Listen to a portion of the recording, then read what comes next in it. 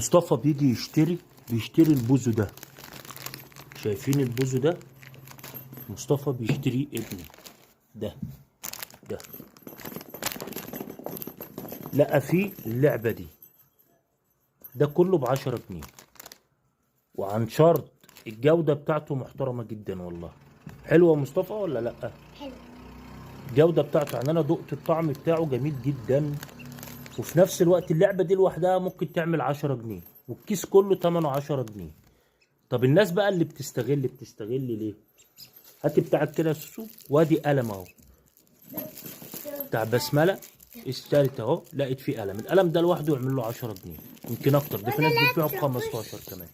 لقيته في الكيس دوت اهو، في الاكياس دي. والله العظيم يعني كل اللي انا عايز اقوله ربنا يبارك لصاحب الشركة دي، لان فعلا بيفرح العيال وبيديلهم حاجات يعني.